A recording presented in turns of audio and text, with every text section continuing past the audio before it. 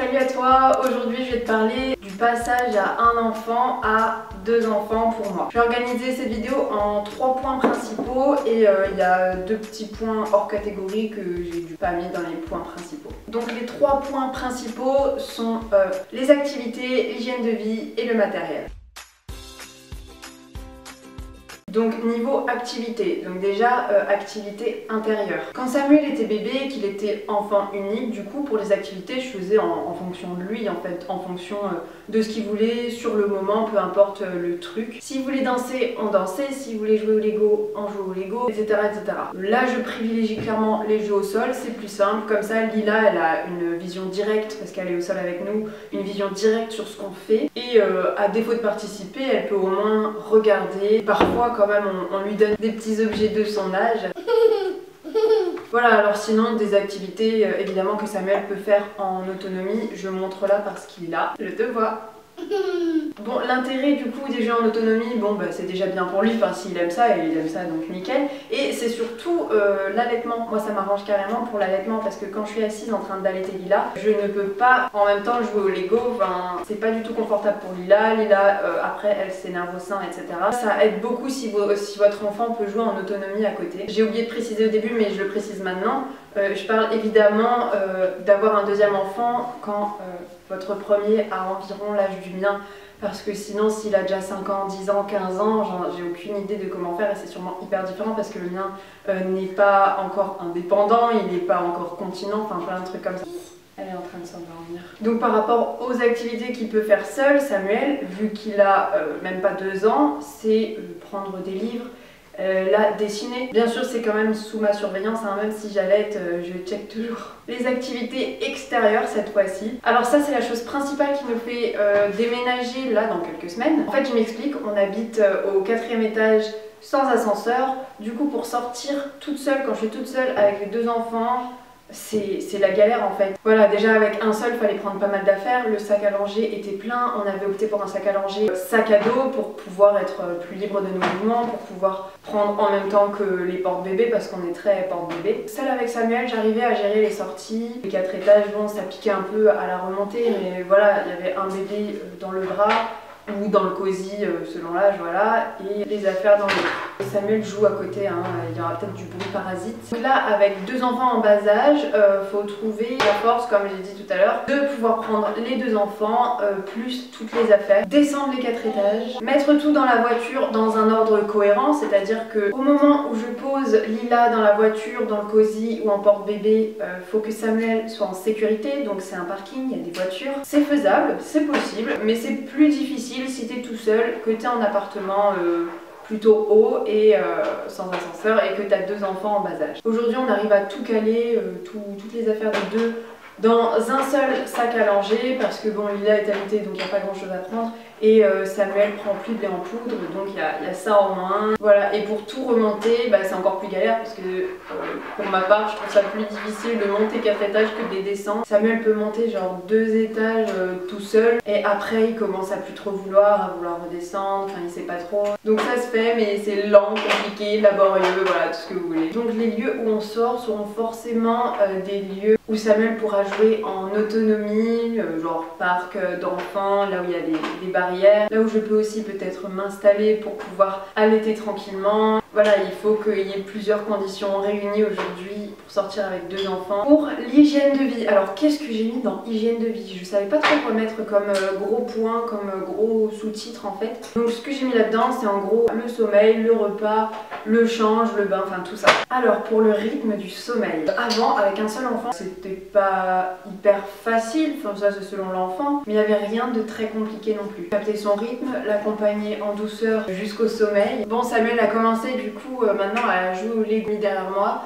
Donc il y aura des bruits de Lego. Voilà, je vais essayer de parler fort mais pas trop parce que pour l'instant on a des voisins de partout. Donc je disais que c'était un moment privilégié, on prenait notre temps, une histoire, le rituel habituel, voilà. Aujourd'hui, il suffit que Lila ait faim, qu'elle ait mal quelque part pour que le moment du coucher de Samuel devienne mission impossible. Quand je suis seule avec les 2 à gérer en même temps. évidemment, parce que si on est deux, ça change tout. En général, il faut vraiment que je capte ce que j'appelle vulgairement le train du dodo de Samuel. En gros, quand il y a le coup de barre qui se pointe, il faut que je chope le moment pour m'endormir.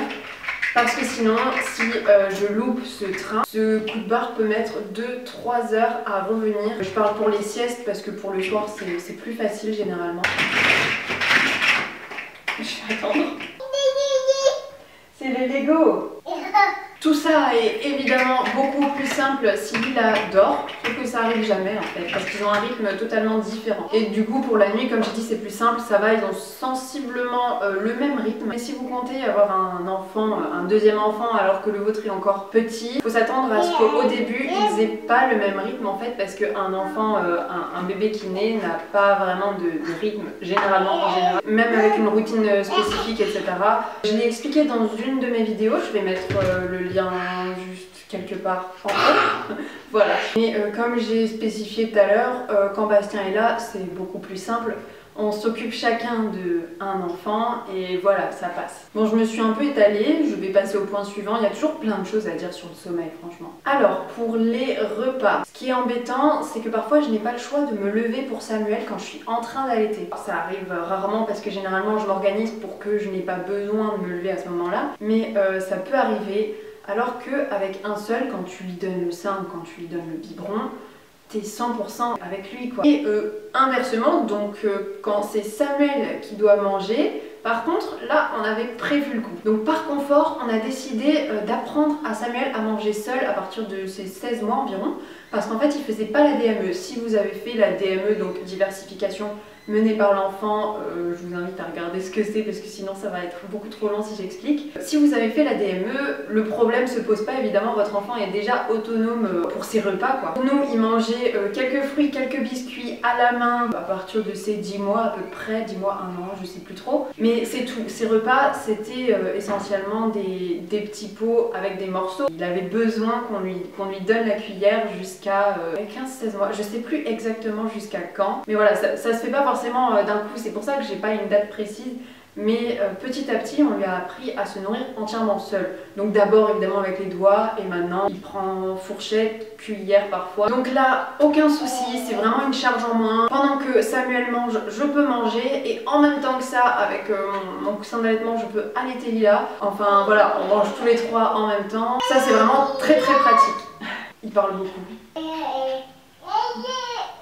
Le moment du change. Alors pour le change, j'ai trouvé mon rythme. Au début, ça m'angoissait un petit peu de pas être assez organisée en fait. Je savais pas trop comment ça allait se passer. Et au final, en fait, c'est venu tout seul. C'est-à-dire que quand je change Lila, soit Samuel il participe, soit il joue à côté. Mais en tout cas, tout se passe bien. Et quand je change Samuel, la table allongée de Samuel est dans la chambre de Samuel. Je mets Lila sur le lit, sur le matelas au sol de Samuel pendant que je change Samuel. Je la mets avec quelques jouets. Ça met 1 minute à changer. Quand tu prends le coup de main pour les couches, ça met vraiment pas longtemps et c'est nickel. Pour le bain, si je suis seule au moment du bain pour les enfants, alors c'est pas encore arrivé, mais dans le cas où je serai seule, je pense que je ferai à peu près pareil qu'au moment du change, c'est-à-dire que l'autre sera avec moi dans la pièce pendant que je donne le bain à l'autre. Pour l'instant, c'est pas possible de leur faire prendre le bain tous les deux ensemble parce que Samuel prend le bain debout et Lila prend un bain libre dans sa petite baignoire de bébé. Pour l'instant, je trouve ça un peu risqué de les faire prendre le bain ensemble. Voilà, et si Bastien est là, pour le moment, c'est que ce qui s'est passé. À chaque fois, Bastien était là. On alterne, c'est-à-dire que s'il fait le bain de Samuel, je fais le bain de Lila et inversement. Côté matériel, donc le petit matériel, ce que j'appelle petit matériel, c'est les objets de puériculture, les jeux, les vêtements, tout ça.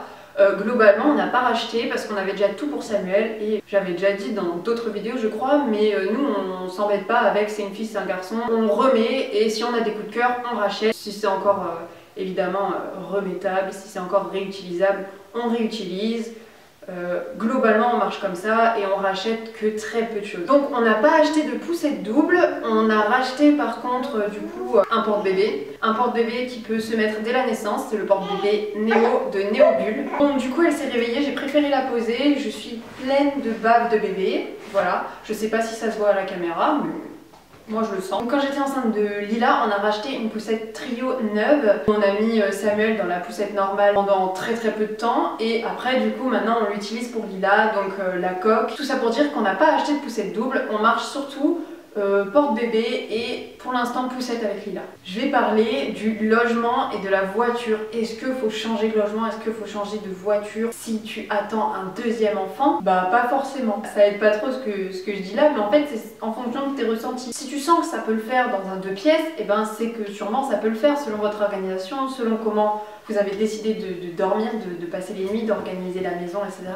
Si tu sens que ça peut pas le faire, bah change, prends un 3 pièces. Si tu sens qu'un 3 pièces, donc 2 chambres, 2 pièces c'est une chambre, 3 pièces c'est 2 chambres. Si tu sens qu'un 3 pièces pour 2 enfants c'est pas suffisant, et ben tu prends une chambre supplémentaire pour avoir une chambre pour chaque enfant. Nous personnellement on a fait le choix d'avoir 2 chambres, donc une pour nous, une pour les enfants. Donc comme j'ai dit avant, on va bientôt emménager dans une maison.